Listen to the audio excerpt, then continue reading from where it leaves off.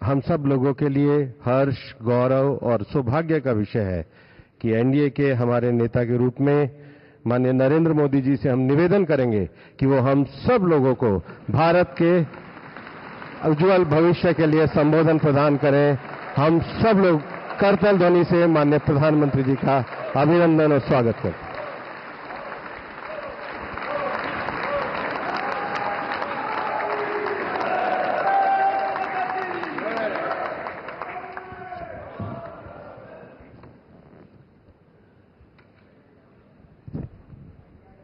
भारत माता की, भारत माता की।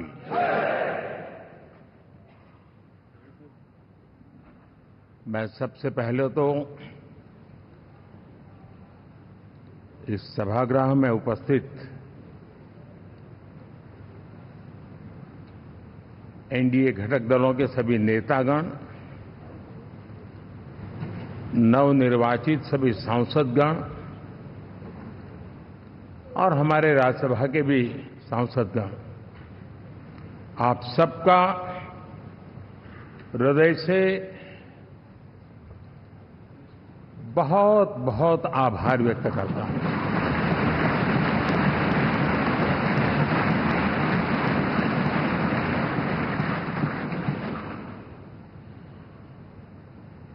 मेरे लिए खुशी की बात है कि इतने बड़े समूह को आज मुझे यहां स्वागत करने का अवसर मिला है।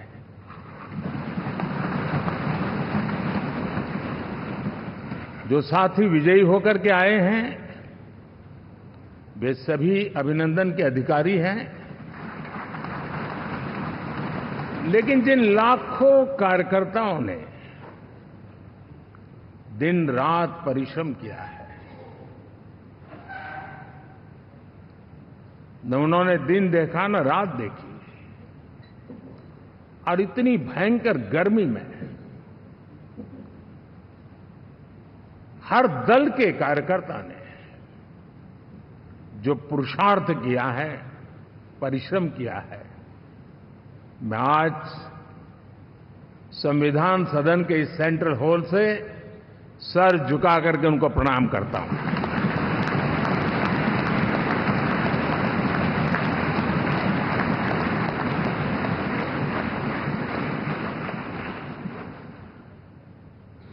साथियों, मेरा बहुत सौभाग्य है कि एनडीए के नेता के रूप में आप सब साथियों ने सर्वसम्मति से चुन करके मुझे एक नया दायित्व दिया है, और इसके लिए मैं आपका बहुत बहुत आभारी हूं।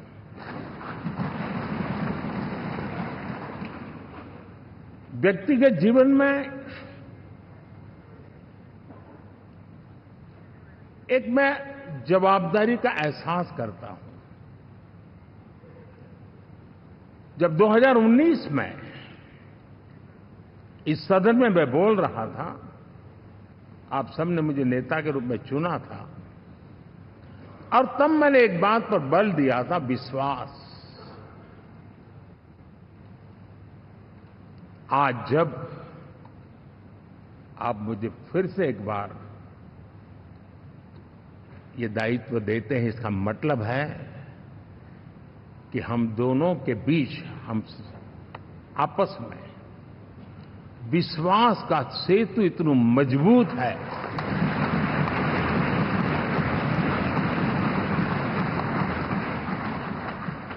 ये अटूट रिश्ता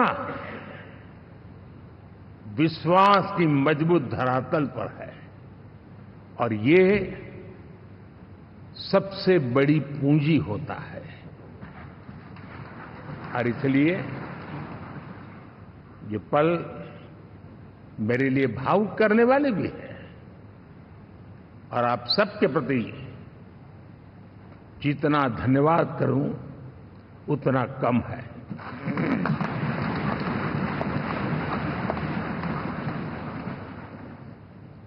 साथियों,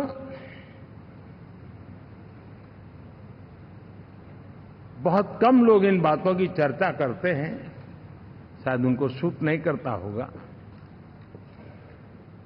लेकिन हिंदुस्तान के इतने महान लोकतंत्र की ताकत देखिए कि एनडीए आज देश में 22 राज्यों में लोगों ने उनको सरकार बनाकर के सेवा करने का मौका दिया।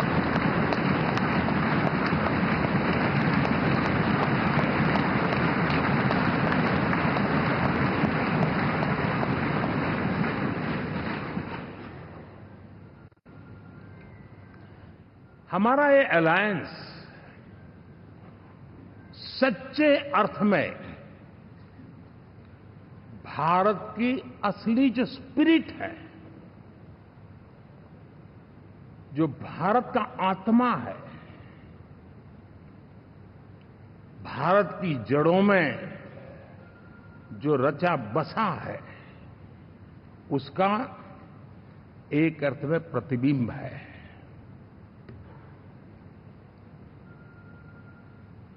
और मैं इसलिए कह रहा हूं कि थोड़ी नजर करें, हमारे देश में 10 ऐसे राज्य जहां हमारे आदिवासी बंधुओं की संख्या प्रभावी रूप से है, निर्णायक रूप से है, जहां इस आबादी आदिवासियों की ज्यादा है, ऐसे 10 राज्यों में से 7 राज्यों में एनडीए सेवा कर रहा है।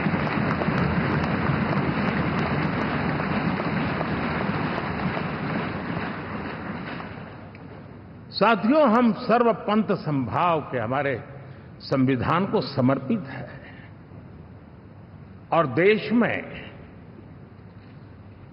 चाहे हमारा गोवा हो या हमारा नॉर्थ ईस्ट हो, जहां बहुत बड़ी मात्रा में हमारे ईसाई भाई बहन रहते हैं, आज हम उन राज्यों में भी एनडीए के रूप में सेवा का अवसर हमें मिला हुआ है।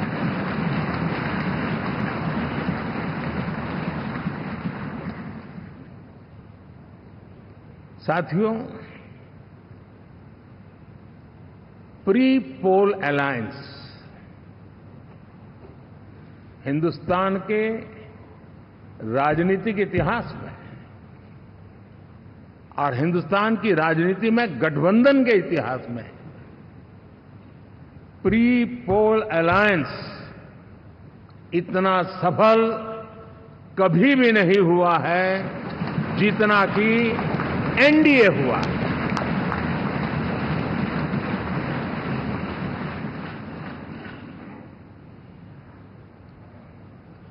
और ये गठबंधन का विजय, हमने बहुमत हासिल किया है और मैं कई बार कह चुका हूं, शब्द अलग होंगे लेकिन मेरे भाव उसमें एक सातत्य है। सरकार चलाने के लिए बहुमत आवश्यक है, लोकतंत्र का वही एक सिद्धांत है, लेकिन देश चलाने के लिए सर्वमत बहुत जरूरी होता है।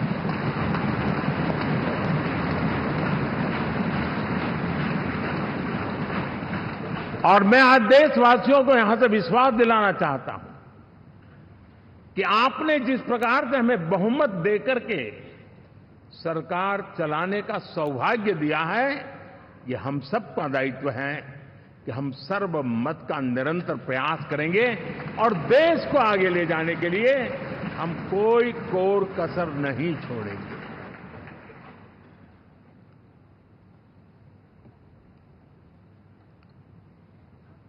साथियों, एनडीए को करीब करीब 3 दशक हो चुके हैं।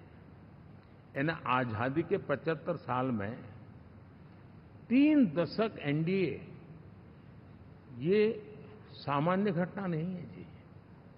विविधता से भरे हुए अपनी लोकतांत्रिक और सामाजिक रचना के बीच में ये 3 दशक की यात्रा एक बहुत बड़ी मजबूती का संदेश देती है।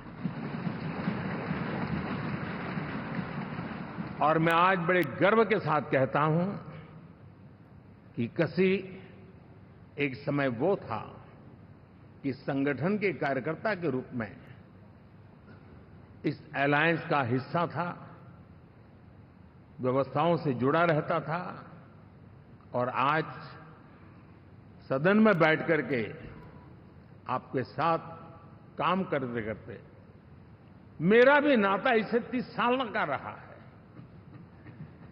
और मैं कह सकता हूं, हकीकतों के तथ्यों के आधार पर कह सकता हूं, ये सबसे सफल अलायंस है।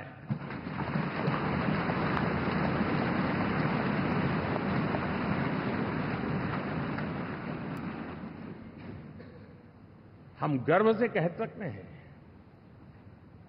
कि 5 साल का टर्म होता है। इस अलायंस ने 30 साल में से 5-5 साल के 3 टर्म सफलतापूर्वक पार किए हैं और अलायंस 4थे टर्म में एंटर कर रहा है।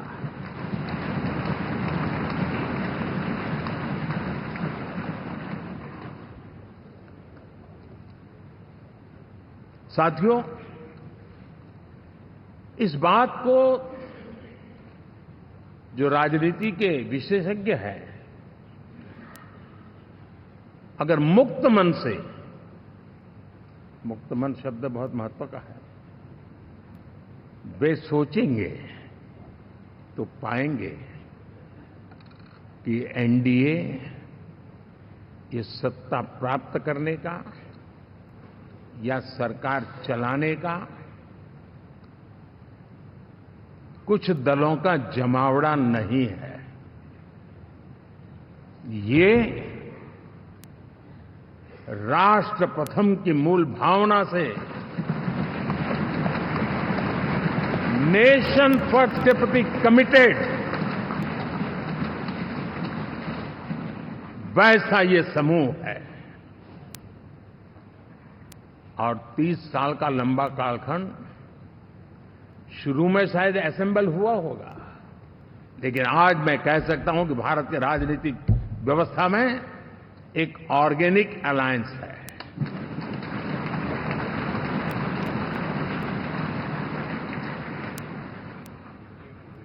और ये मूल्य श्रद्धेय अटल बिहारी वाजपेयी, श्री प्रकाश सिंह जी बादल, श्री बाला साहब ठाकरे, श्री जॉर्ज फर्नांडिस, श्री शरद यादव, अनगिनत नाम में कह सकता हूं। इन लोगों ने जिस बीज को बोया था, वो आज भारत की जनता ने विश्वास का सिंचन कर करके उस बीज को वटवृक्ष बना दिया है।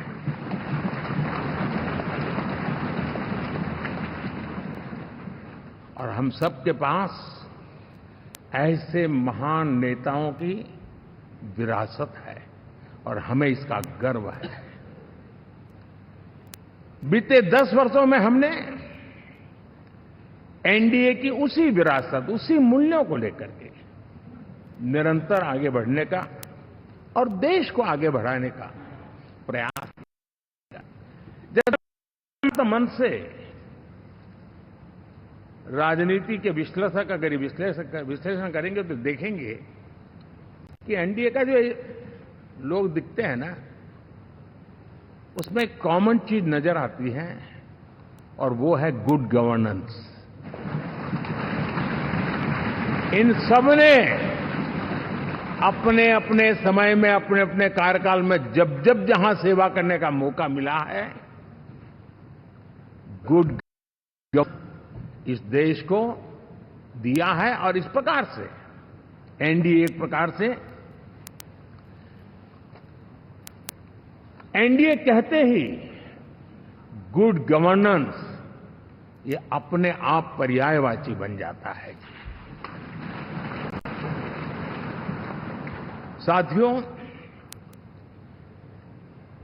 हम लोगों के सभी के कार्यकाल में, चाहे मैं गुजरात में रहा हूं या बाबू हमारे आंध्र में रहे हो या नीतीश जी ने के लिए भरपूर सेवा की हो, हम सबके अंदर केंद्र बिंदु में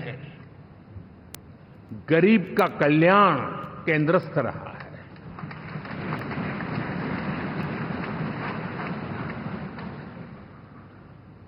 और देश ने एनडीए के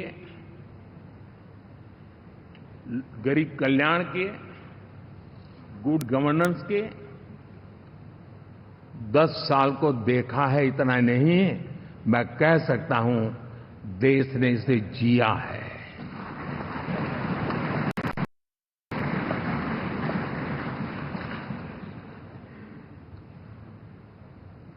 जनता जनार्दन ने सरकार क्या होती है, सरकार क्यों होती है, सरकार किसके लिए होती है, सरकार कैसे काम करती है, इसको पहली बार अनुभव किया है। वरना जनता और सरकारों के बीच में एक खाई की व्यवस्था ही बनी हुई थी।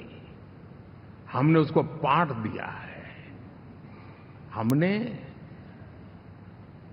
सबका प्रयास का मंत्र देश को नई ऊंचाई पर ले जाने के लिए चरितार्थ करके देखा है। साथियों, एनडीए सरकार में हम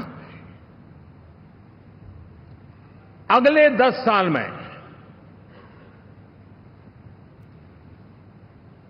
मैं बहुत जिम्मेवारी के साथ कह रहा हूं, अगले 10 साल में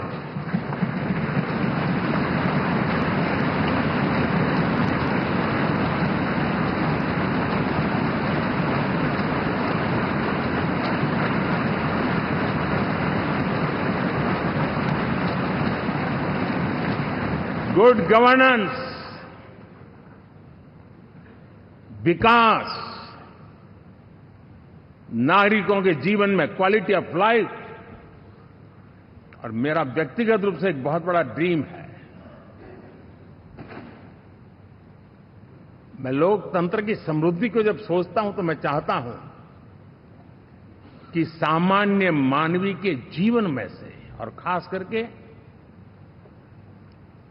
मध्यम वर्ग, उच्च मध्यम वर्ग, उनके जीवन में से सरकार की दखल जितनी कम हो, उतनी लोकतंत्र की मजबूती है।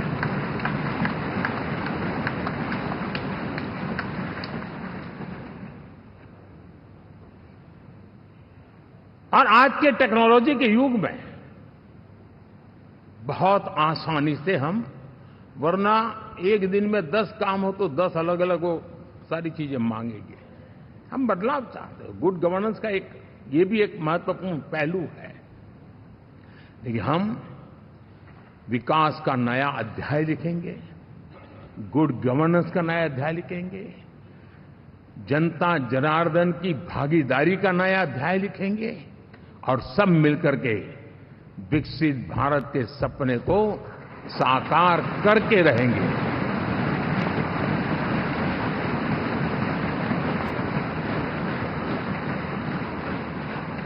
साथियों, एनडीए में, और मैं अगर विस्तार से कहूं तो सदन में किसी भी दल का कोई भी जनप्रतिनिधि होगा, मेरे लिए सब बराबर है।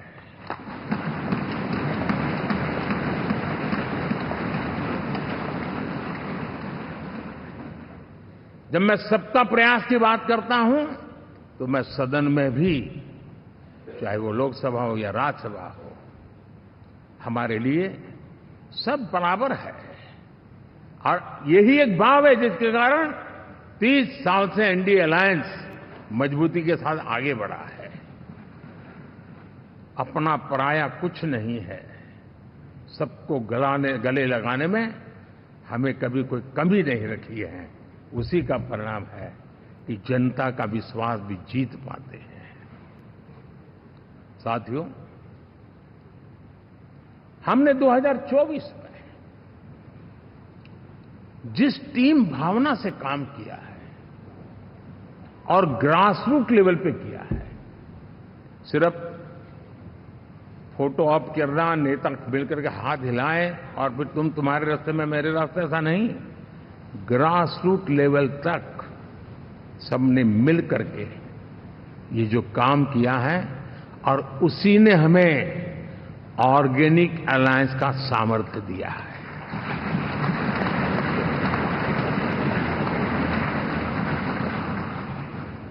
एक दूसरे का सहयोग किया है।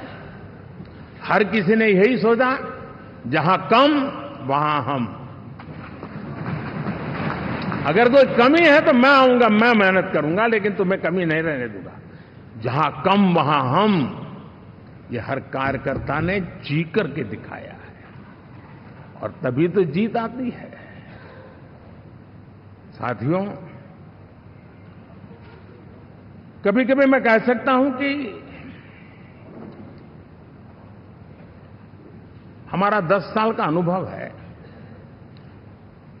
भारत के हर क्षेत्र का और भारत के हर नागरिक का जो एस्पिरेशंस हैं,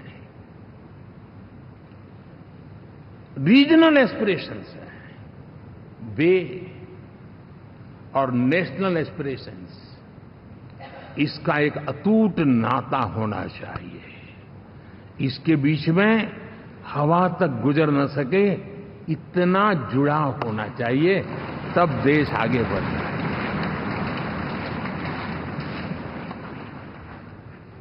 साथियों, इस चुनाव में मैं कुछ उल्लेख जरूर करना चाहूंगा जो मेरी नजरिए से मैंने देखा है। दक्षिण भारत में एनडीए ने एक नई राजनीति की नींव मजबूत की है।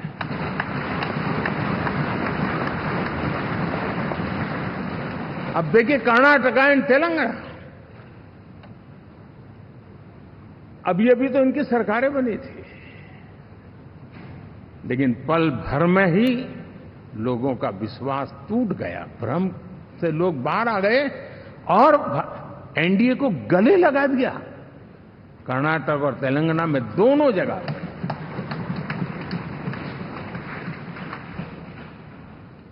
साथियों, तमिलनाडु, मैं तमिलनाडु की टीम को भी बधाई देना चाहूंगा और वहां हमारा एनडीए समूह बहुत बड़ा भी है और कईयों को पता था कि हम एक साथ एक सीट नहीं लड़ा पाएंगे, लेकिन इस लड़ाई में हम साथ रहेंगे। और मैंने बहुत से एनडीए के साथी तमिलनाडु में ऐसे हैं कि जिनका कोई उम्मीदवार नहीं था, लेकिन इस झंडे को ऊंचा रखने के लिए वो जी जान से जुटे थे। और इसलिए आज तमिलनाडु में भले हम सीट नहीं जीत पाए, लेकिन जिस तेजी से एनडीए का वोट शेयर बढ़ा है, वो साफ साफ संदेश दे रहा है कल में क्या लिखा हुआ है।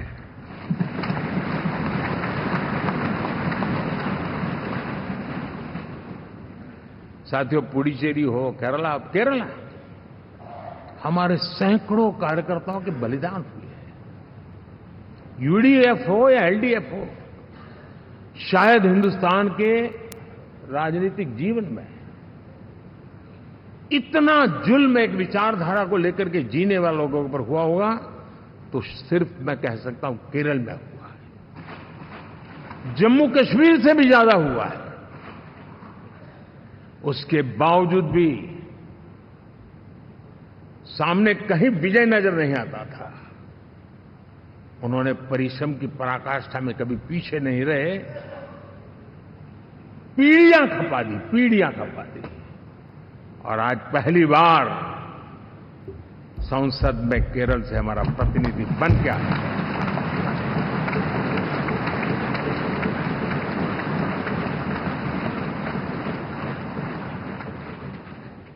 साथियों, अरुणाचल में हमने लगातार हमारी सरकार बनती रही है और भारी समर्थन से बनती है। सिक्किम में भी हमारे एनडीए की सरकार करीब करीब क्लीन स्वीप के साथ, अरुणाचल क्लीन स्वीप, आंध्र, मैं अभी बाबू को पूछ रहा था, बोले हिस्टोरिकली ये सबसे हाईएस्ट विक्ट्री है।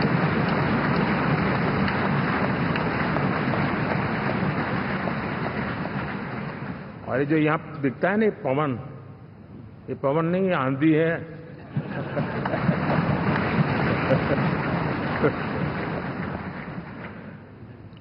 आंध्र ने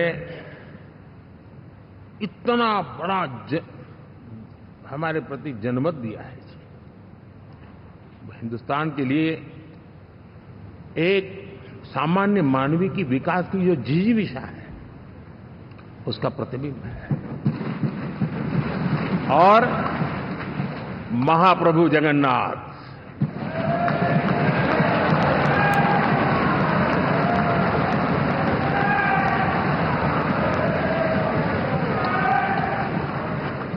और मैंने अनुभव किया हमेशा, मैं हमेशा मानता हूं ईश्वर के अनेक रूप होते हैं, लेकिन जब मैं भगवान महाप्रभु जगन्नाथ जी को याद करता हूं तो मैं हमेशा मानता हूं ये गरीबों के देवता है।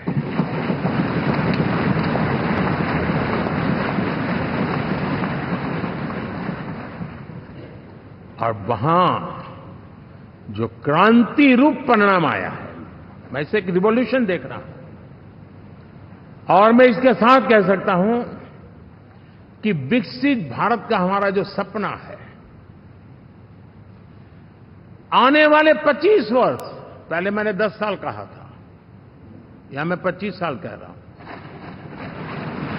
आने वाले 25 साल महाप्रभु जगन्नाथ जी की कृपा से उड़ीसा देश की विकास यात्रा के ग्रोथ इंजन पैकी एक होगा।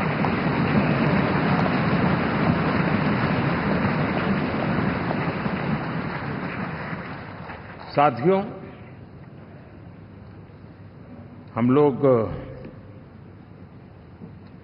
जब 4 जून के नतीजे चल रहे थे, मैं तो अपने काम में कुछ व्यस्त था, बाद में फोन आना शुरू हो गए, तो मैंने किसी को पूछा, यार ये तो ठीक है आंकड़े वांकड़े, तो मुझे ये बताओ कि ईवीएम जिंदा है कि मर गया?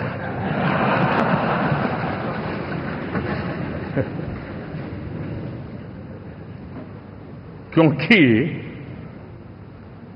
ये लोग तय करके बैठे थे कि भारत के लोकतंत्र और लोकतंत्र की प्रक्रिया के प्रति विश्वास ही लोगों का उठ जाए, और लगातार ईवीएम को गाली देना।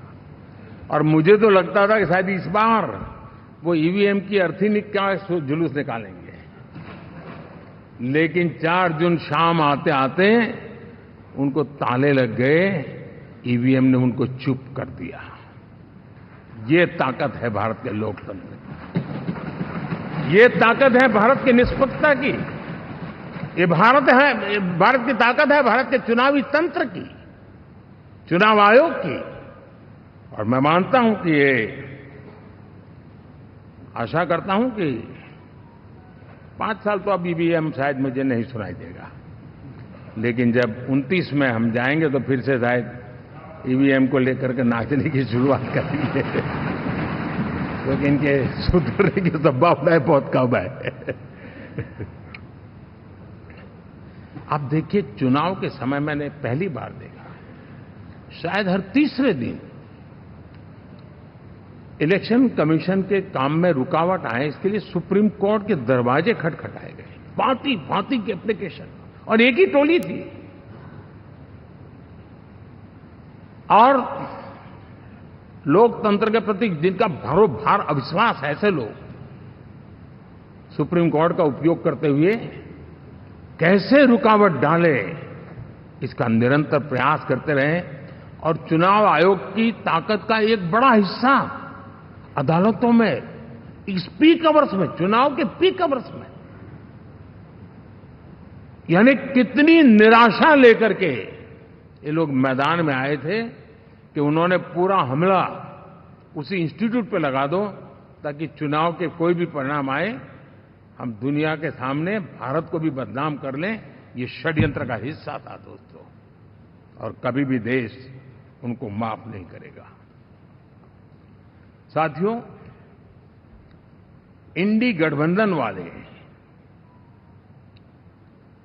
जब ईवीएम का विरोध करते हैं तो मैं सिर्फ एक चुनाव के रूप में नहीं देख रहा। मैं मानता हूं ये लोग मन से पिछली शताब्दी के सोच वाले लोग हैं। वे टेक्नोलॉजी को हम महत्व न समझते हैं, न टेक्नोलॉजी स्वीकार करने को तैयार है। और ये सिर्फ ईवीएम में दिखाई दिया, ऐसा नहीं, यूपीआई में दिखाया। जब हमने कहा कि हिंदुस्तान के लोग डिजिटल ट्रांजैक्शन करेंगे, फिनटेक की दुनिया में आज हिंदुस्तान का नाम हो गया, मानने को तैयार नहीं। आधार आज देश की एक पहचान बना है। मैं तो देख रहा हूं कि मुझे कई देश कहते हैं कि हमें आधार की पद्धति से आगे बढ़ना है, आप कैसे मदद कर सकते हैं।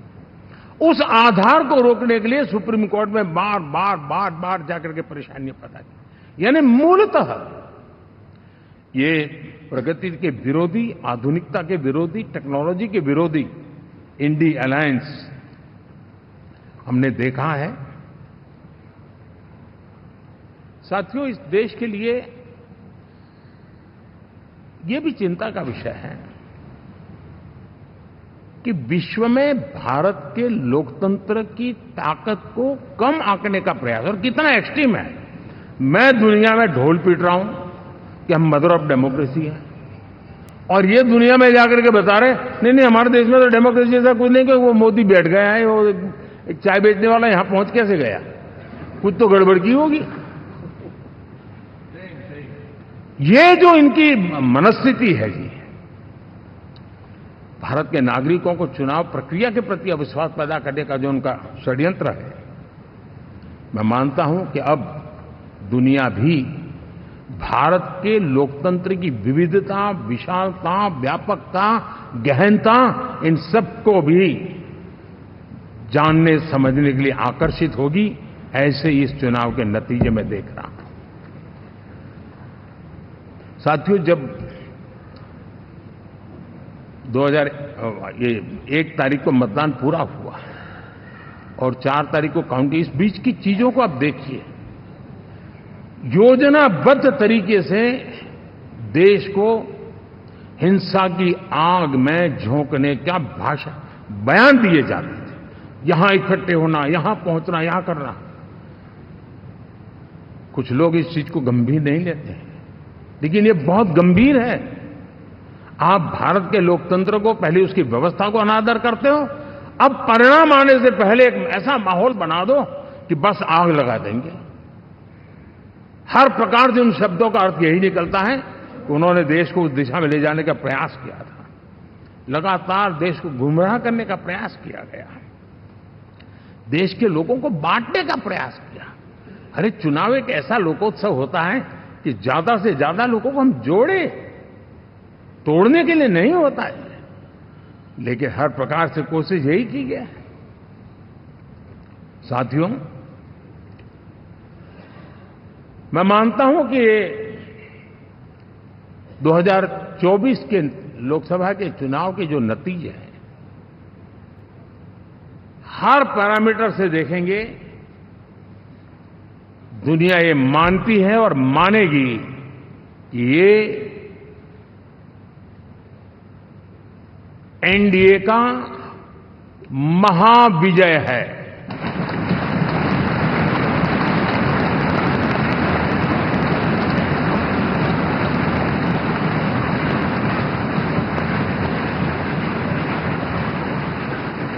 और आपने देखा 2 दिन कैसा चला, जैसे हम तो हार चुके हैं, गए। सब चारों तरफ यही दिखता था, क्योंकि उनको अपने कार्यकर्ताओं का मोरल हाई करने के लिए ऐसे काल्पनिक परेड ये करने पड़ रहे हैं। और साथियों, गठबंधन के इतिहास में अगर आंकड़ों के हिसाब से देखें तो ये सबसे मजबूत गठबंधन की सरकार है।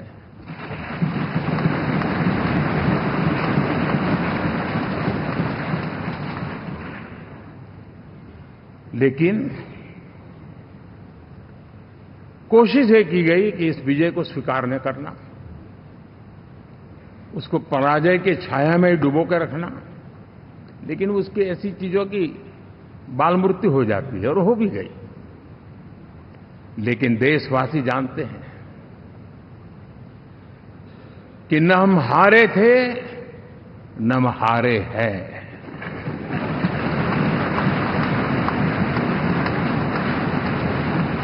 लेकिन 4 तारीख के बाद हमारा जो व्यवहार रहा है वो हमारी वो पहचान बताता है कि हम विजय को पचाना जानते हैं।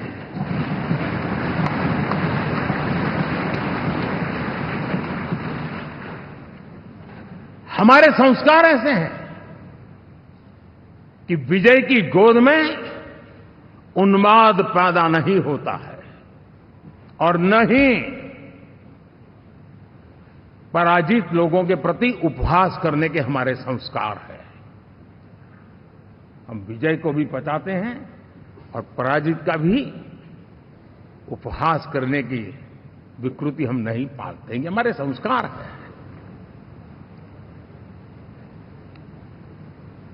अब किसी भी बालक को पूछो कि भाई लोकसभा के चुनाव के पहले सरकार किसकी थी, तो कहेगा एनडीए। 24 के नतीजों के बाद सरकार किसकी बनी, एनडीए। फिर हारे कहां से भाई? पहले भी एनडीए थी, आज भी एनडीए और कल भी एनडीए है।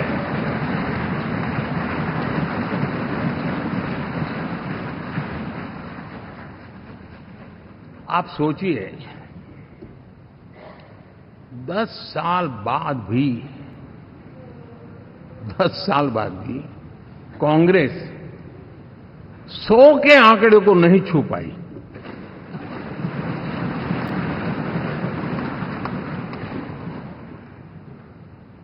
और अगर मैं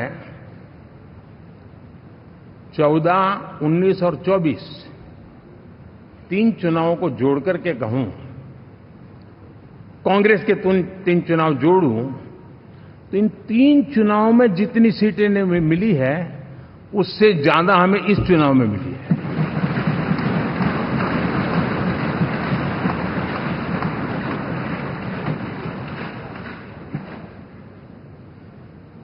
और मैं साफ देख रहा हूं साथियों, एनडीए वालों को अंदाज नहीं है।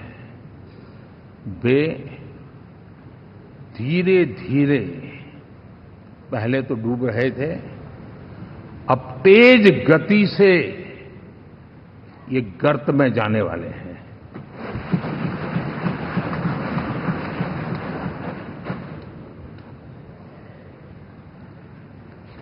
साथियों, इंडिया अलायंस वाले देश के सामान्य नागरिकों की जो समझ है,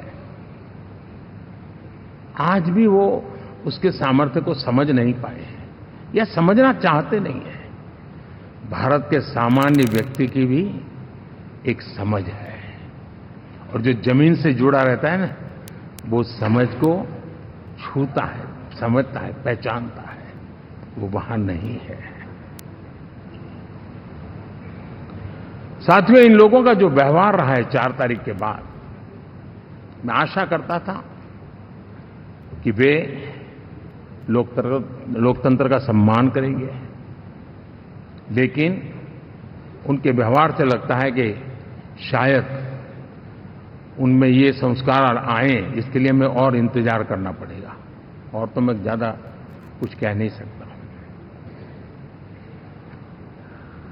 और ये वो लोग हैं जो खुद की पार्टी के पीएम का अपमान करते हैं, उसके निर्णयों को फाड़ देते थे। खुद की पार्टी को विदेशी मेहमान आ जाए तो उसके लिए चेयर नहीं होती थी। ये सारे दृश्य आपने देखे हैं। ठीक, और मैं समझता हूं कि इन सारी स्थितियों में से हम लोकतंत्र की मजबूती और जनता जनार्दन के प्रति आस्था, इसको हम, साथियों, लोकतंत्र हमें सबका सम्मान करना सिखाती है। विपक्ष में भी जो सांसद जीत करके आए हैं, मैं उनको भी बधाई देता हूं।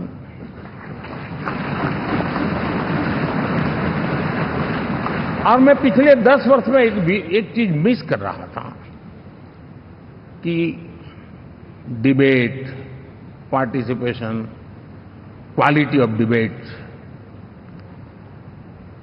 मैं मिस कर रहा हूं।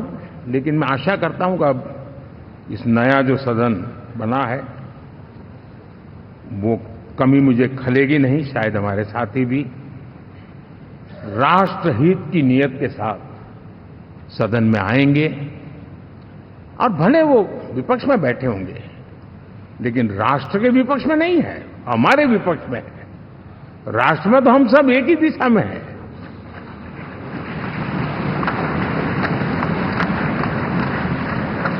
राष्ट्र में हमारा कोई पक्ष विपक्ष नहीं है। राष्ट्र में तो हम 140 करोड़ है। और मैं आशा करता हूं कि वो राष्ट्र हित की भावना को लेकर के सदन में आएंगे और सदन को समृद्धि देने में वे कुछ न कुछ योगदान करेंगे।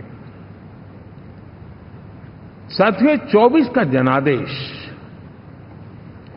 एक बात को बार बार मजबूती दे रहा है, बार बार मजबूती दे रहा है कि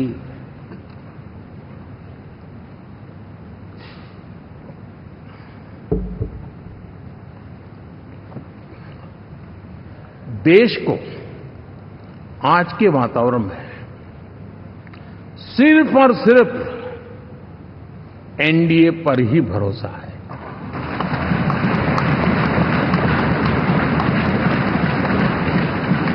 और जब इतना अटूट विश्वास है, इतना भरोसा है, तो स्वाभाविक है देश की अपेक्षाएं भी बढ़ेगी। और मैं इसे अच्छा मानता हूं और हम सबका कर्तव्य भी मानता हूं। और इन अपेक्षाओं को पूर्ण करने के लिए, और मैंने पहले भी कहा था कि जो 10 वर्ष हमने काम किया है वो तो ट्रेलर है।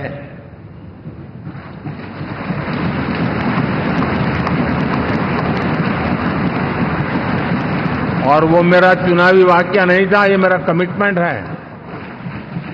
हमें और तेजी से, और विस्तार से, और तेज गति से देश के आकांक्षाओं को पूर्ण करने में रत्ती भर भी विलंब नहीं करना है।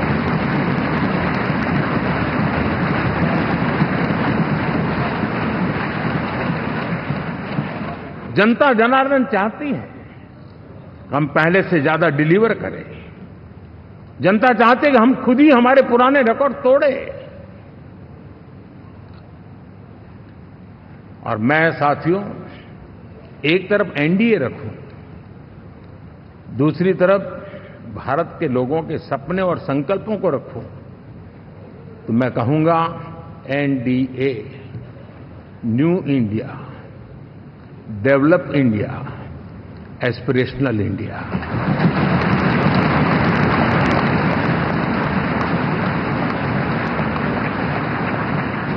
और इसी सपने और संकल्पों को पूरा करना ये हम सबका संकल्प भी है, कमिटमेंट भी है और हमारे पास रोड मैप भी है।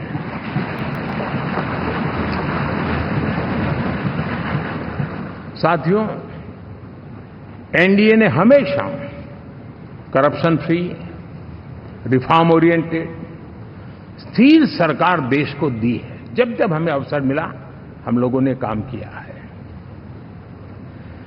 उसके सामने कांग्रेस नेतृत्व वाली यूपीए,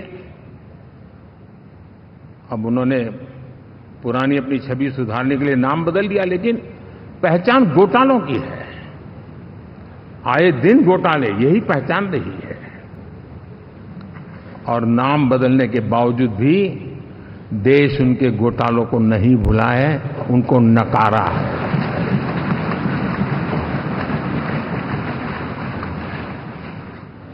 और मैं कह सकता हूं साथियों, इंडी अलायंस वालों ने एक व्यक्ति का अपोज करने के वन पॉइंट एजेंडा के कारण देश की जनता ने उनको ही ऑपोजिशन में बिठा दिया है।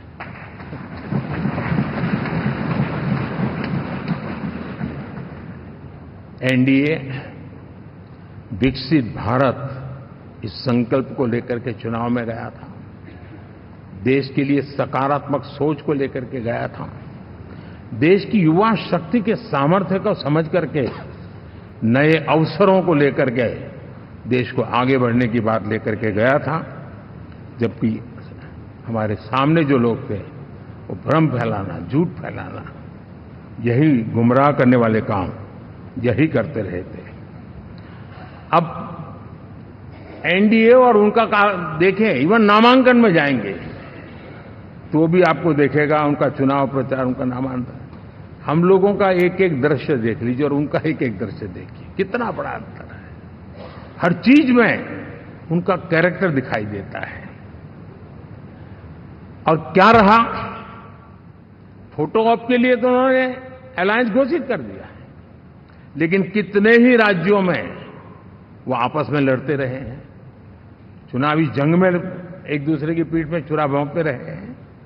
कभी उन्होंने कहा कि ये तो हमारा वैचारिक अलायंस है, वो विचार लेवल पर ठीक है, बाकी नीचे तो हमारा अपना हम तैयार करेंगे। और अब फिर उन्होंने कहा कि भाई हम तो सीट के आधार पर अलायंस करेंगे, टोटल न भी करें, ये भी खेल खेला। और अभी अभी तो चुनाव पूरा हुआ शुरू कर दिया कि ये तो हमारा अलायंस लोकसभा के चुनाव के लिए ही था, बाद में नहीं है, ये भी शुरू कर दिया।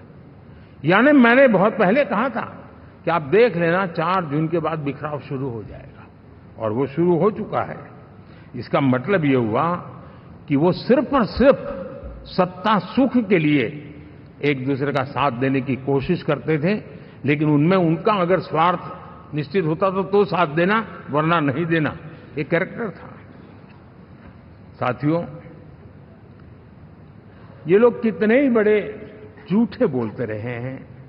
और आप देखिए, चुनाव के समय उन्होंने देश के सामान्य नागरिक को गुमराह करने के लिए जो पर्चियां बांटी कि ये देंगे और वो देंगे और टिकना देंगे, फलाना देंगे, 2 दिन से मैं देख रहा हूं कि कांग्रेस के दफ्तरों पर लोग कतार लगा के खड़े हैं कि ये पर्ची है, 1 लाख रुपया कहां है, लाओ भाई, मांग रहे हैं लोग। यानी आपने जनता जनार्दन की आंखों में कैसा उनको भ्रमित किया, कैसी आंख में धूल झोंक दी कि वो बेचारा सामान्य नागरिक मान के चलता था, हाँ भाई 4 जून के बाद रुपया मिल जाएगा, इसलिए वो जाके खड़ा रह गया। और अब उसको धक्का मारा जा रहा है, डंडे मारे जा रहे हैं, वहां से निकाला जा रहा है। अब इस प्रकार का चुनाव ये अपने आप में देश के गरीबों का अपमान है, हमारे देश के सामान्य नागरिकों का अपमान है। और कभी भी देश ऐसी हरकतों को न भूलता है, न ही कभी माफ किए बिना माफ कभी करता है।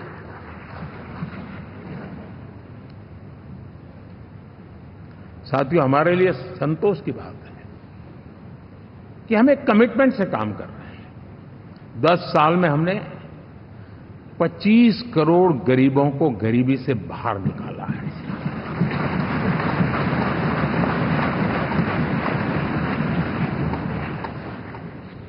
गरीब कल्याण का एक सुरक्षित मजबूत कवच दिया है हमने उसको, और उसके अंदर भी एक नए एस्पिरेशंस पैदा हुए हैं कि हां, अब मुझे गरीब नहीं रहना है, और उसके लिए मुझसे जो हो सके मैं हर अवसर का फायदा उठाऊंगा। 3 करोड़ गरीबों को घर, ये ऐसे कहने का आंकड़ा नहीं है जी, कितनी मेहनत पड़ती है मुझे मालूम है, लेकिन हम सफलतापूर्वक इसको कर पाए हैं। 4 करोड़ लोगों को दे चुके हैं, 3 करोड़ का हम संकल्प लेकर के आज से आगे बढ़ेंगे। यानी ये भी हिम्मत है कि 4 करोड़ देने के बाद जिन परिवारों का विस्तार हुआ है, जरूरत पड़ी है और राज्यों की भी उसमें इच्छा है, 3 करोड़ नए घर बनाने का संकल्प। 70 वर्ष की आयु से ऊपर के व्यक्तियों को, नागरिकों को 5 लाख रुपए तक इलाज के लिए मुफ्त इलाज की व्यवस्था। मुद्रा योजना के तहत हमारे नौजवानों को कारोबार के लिए 20 लाख तक की उनकी बैंक से उनको लोन मिले, इसकी व्यवस्था, ये मैं समझता हूं कि वायदा हमारे तीसरे कार्यकाल की गारंटियां, सब मैं अभी बताता नहीं हूं, लेकिन इन गारंटियों के प्रति हम कमिटेड हैं और उसे पूर्ण करने के लिए हम कोई कमी नहीं रखेंगे। साथियों, गरीब का सशक्तिकरण और मिडिल क्लास को सुविधा, ये हमारी प्राथमिकता है, क्योंकि मध्यम वर्ग अब इस देश का एक बहुत बड़ा चालक बल है। भारत की ग्रोथ स्टोरी में ये ऐसे ऐसे नए फोर्सेस मैं देख रहा हूं जो हमारी बहुत बड़ी शक्ति बनने वाले हैं, और इसलिए हम उस पर भी उतना ही, और मिडिल क्लास की बचत कैसे बढ़े, सेविंग कैसे बने, उसके लिए, उसकी क्वालिटी ऑफ लाइफ के लिए हम क्या कर सकते हैं, हमारी योजनाओं का विस्तार कैसे किया जाए, हमारे नीति नियमों में बदलाव कैसे किया जाए, उस पर भी हम आने वाले दिनों में काम करते हैं। साथियों, पंचायत से पार्लियामेंट तक हमारी नारी शक्ति की सक्रिय भागीदारी, ये हमारा कमिटमेंट है, और हमने हमारे पिछले कार्यकाल में नारी शक्ति वंदन अधिनियम करके उस बात को हमने आगे बढ़ाया है, और वो दिन दूर नहीं होगा जब हमारे सदन में बहुत बड़ी तादाद में हमारी माताएं बहनें देश का नेतृत्व करती हुई दिखाई देगी।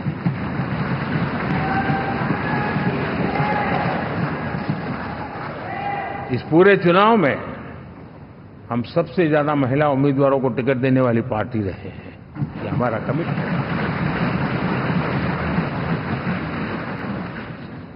हमारी महिला सांसदों को जो आशीर्वाद देश की जनता ने दिया है, मैं इसके लिए विशेष रूप से उनका आभार व्यक्त करता हूं। और साथियों, आपने देखा होगा G20 समिट में दुनिया के सामने एक विषय लेकर के हम बड़े आग्रह से गए हैं, और वो है empowerment of women, development of women. इन सारी बातों को तो हम परिचित हैं।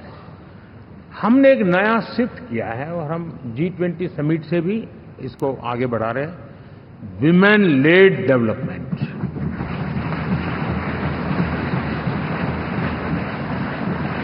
एक बार हमारा इस प्रकार का कमिटमेंट बनता है तो परिवर्तन बिल्कुल साफ नजर आता है।